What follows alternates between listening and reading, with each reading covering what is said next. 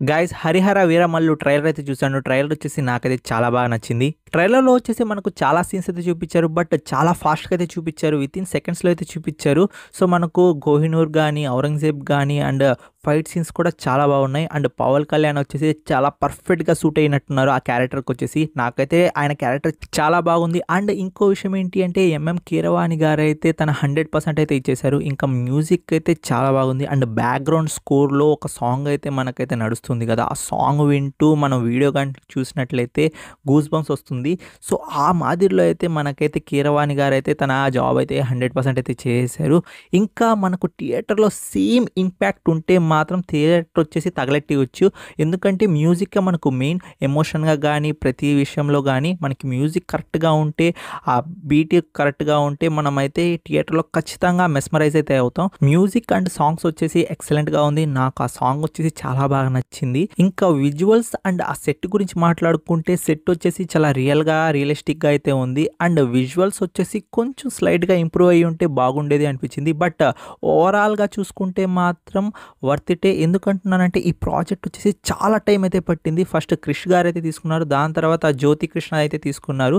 So, ఇలా అనేది మనకైతే చాలా టైం అయితే పట్టింది. దానికి టైంకి తగ్గట్టే మనకైతే వర్త్ ఇట్ అవుట్‌పుట్ అనేది ఇచ్చినట్లయితే ఉంది. ఎందుకంటున్నానంటే సెట్స్ వచ్చేసి చాలా రియలిస్టిక్‌గా ఉంది. అంటే రియల్‌గా బిల్డ్ చేసి అక్కడ షూట్ చేసినట్లుంది. ఏదో ఆర్టిఫిషియల్‌గా అండ్ ఏదో సాదాసీదాగా అయితే లేదు. ఇంకా కాస్ట్ అండ్ క్రూ గురించి మాట్లాడుకుంటే కాస్ట్ అండ్ క్రూ వచ్చేసి చాలా పర్ఫెక్ట్‌గా అయితే తీసుకున్నట్లున్నారు. ఎందుకంటున్నానంటే ఒక క్యారెక్టర్‌కి ఒక ఇంపార్టెన్స్ ఇచ్చినప్పుడు ఆ క్యారెక్టర్‌కి తగ్గట్టయితే వాళ్ళైతే యాక్ట్ చేయాలి అండ్ సూట్ అవ్వాలి. దీంట్లో వచ్చేసి అందరూ వచ్చేసి నాకైతే సూట్ అయినట్టు అనిపిస్తున్నారు. ఇది వచ్చేసి మనం అయితే ఫర్దర్ డీటెయిల్స్‌లో అయితే తెలుసుకుందాం. ఎందుకంటున్నానంటే ట్రైలర్ వచ్చేసి నేనైతే బ్రేక్ డౌన్ అయితే చేస్తాను. అక్కడ వచ్చేసి మనం ప్రతి క్యారెక్టర్ గురించి అయితే మాట్లాడుకుందాం. ఇంకా మెయిన్‌గా అయితే పవన్ కళ్యాణ్ గురించి అయితే మాట్లాడతాను. పవన్ కళ్యాణ్ క్యారెక్టర్ ఎలా ఉండబోతుంది? సూట్ అవుతారా? కారా? అని నాకు చాలా డౌట్‌గా ఉండింది ట్రైలర్ చూడక ముందు. బట్ వన్స్ ఒకసారి నేను ట్రైలర్ చూసిన తర్వాత పర్ఫెక్ట్‌గా అయితే మ్యాచ్ అయిపోయారు. అరే! ఈ క్యారెక్టర్‌కి ఈయనే కరెక్టరా? ఈయనకి మించి ఎవరు చేయలేరురా అని ఒక థాట్ అయితే వచ్చింది. ఎందుకంటున్నానంటే చాలా బాగుంది ఆయనకి ఆ క్యారెక్టర్ అనేది. అండ్ ఆ డైలాగ్ డెలివరీ కూడా చాలా పర్ఫెక్ట్‌గా అయితే ఉంది.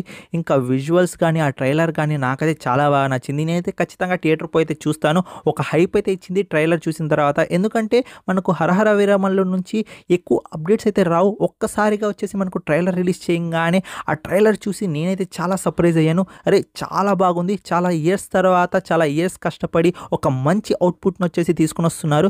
సో, నేనైతే చూసి చాలా హ్యాపీగా అయితే ఉన్నాను. సో, మీలో ఎవరైనా పవన్ కళ్యాణ్ ఫ్యాన్ ఉంటే ఖచ్చితంగా కామెంట్ అయితే చేయండి. మీకు ట్రైలర్ ఎలా అనిపించింది? అండ్ పవన్ కళ్యాణ్ క్యారెక్టర్ ఎలా అనిపించిందో? అండ్ మెయిన్ విషయం ఏంటి అంటే ట్రైలర్ వచ్చేసి చూడ్డానికి బాగుంది. అండ్ యాక్షన్ సీక్వెన్స్ అన్నీ చాలా బాగున్నట్టున్నాయి. సో, ప్రతిదీ అయితే ఔరంగజేబ్‌ని చూపిచ్చారు. ఆ కోహినూర్‌ని చూపిచ్చారు. విజువల్స్ అన్నీ మనకు చూపిస్తూ వెళ్తూ ఉన్నారు. బట్ ఇక్కడ మీకు పాయింట్ ఏంటి అంటే ఇది పార్ట్ 1 పార్ట్ 2 కూడా ఉంది. అండ్ ఇంకో విషయం ఏంటి అంటే మినిమమ్ టు మినిమమ్ 'హరహర వీరమల్లు' ఎవరో మీకు కొంచెం తెలియాలి. ఇప్పుడొచ్చేసి నేను బ్రేక్ డౌన్ చేస్తాను కదా! బ్రేక్ డౌన్ చేసేటప్పుడు నేను కొంచెం స్టోరీ కూడా చెప్తాను. 'హరహర వీరమల్లు' ఎవరు? సో, ఆయన ఎందుకు అక్కడ మనకు అంతగా అయితే గొప్ప వ్యక్తి? సో, ఇదంతా మనం అయితే తెలుసుకుందాం. ఇంకా ట్రైలర్ బ్రేక్ డౌన్ అయితే స్టార్ట్ చేద్దాం. ఇంకా ట్రైలర్ స్టార్టింగ్‌లోనే మనకైతే హిందూగా బతకాలంటే ఖచ్చితంగా అయితే పన్నైతే చెల్లించాలి. సో, పన్ను ఎందుకు చెల్లించాలంటే ఇంకా ఔరంగజేబు వాళ్ళందరూ ఉన్నప్పుడు సో, మనకైతే హిందూ వాళ్ళకొచ్చేసి ఖచ్చితంగా అయితే పన్నైతే కట్టాలి. అది కూడా చాలా ఎక్కువ జాస్తిలో వచ్చేసి పన్నైతే కట్టాలి. ఇంకా ముస్లిమ్స్ వాళ్ళకైతే అవి నార్మల్‌గానో లేకపోతే అసలు పన్ను లేదో ఏదో ఉంటుంది. సో, ముస్లిమ్స్ అయితే ఇంకా అయితే కట్టాల్సిన అవసరం లేదు. ఓన్లీ హిందూ ఒకటే అయితే పన్నైతే కట్టాలి.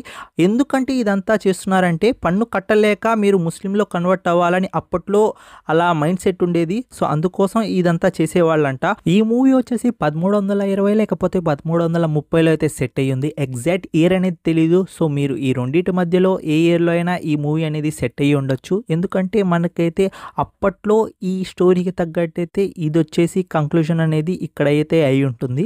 ఎందుకంటే కొంచెం హిస్టరీలో ఈ టైం అనేది మెన్షన్ చేస్తున్నారు. సో, అందుకోసం దాన్ని రెఫరెన్స్‌గా అయితే మీకైతే చెప్తున్నాను. ఇక్కడ గోల్కొండ నుండి 8వ వాడు బయలుదేరాడు అన్నాడు కదా! సో, ఇక్కడ గోల్కొండ నుండి బయలుదేరాడు అంటే కోహినూరు అప్పట్లో వచ్చేసి కాకతీయ డెన్సిటీ ఉండేది.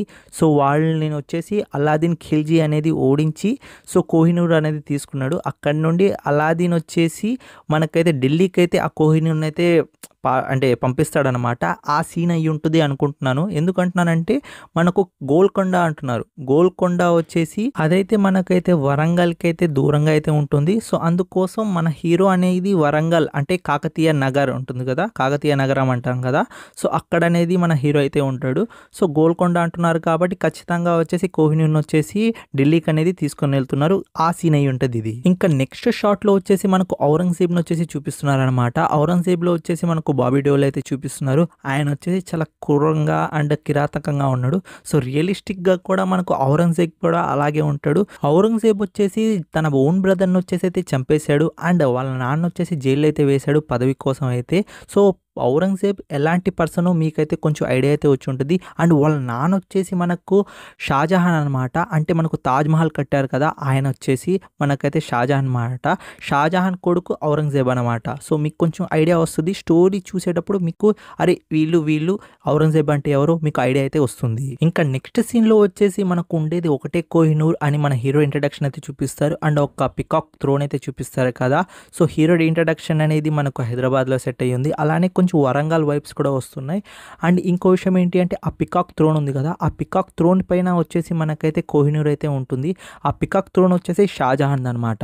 ఇంకా హరహర వీరమల్లు గురించి నేనైతే బ్రీఫ్‌గా అయితే మీకైతే కొంచెం అయితే ఇంట్రడక్షన్ అయితే ఇస్తాను. ఎందుకంటే స్టోరీకి అయితే చాలా హెల్ప్ అవుతుంది.